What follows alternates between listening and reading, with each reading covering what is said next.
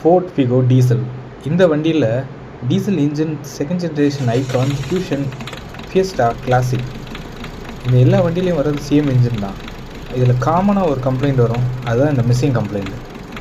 இது என்ன ஆகுதுன்னா, ஒரு சிலிண்டர் ப்ராப்பராக ஃபயர் ஆகாதனால வண்டி வைப்ரேட் ஆகுது. இதுக்கு முதல்ல நம்ம ஒயரிங்கை செக் பண்ணி பார்க்கணும்.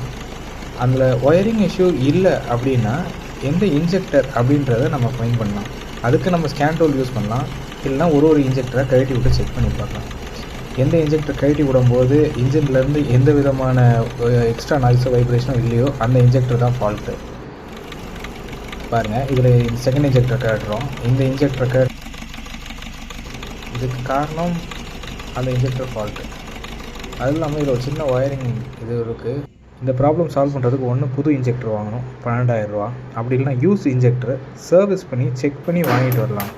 அது அரௌண்ட் 3000 ரூபா வரும். இந்த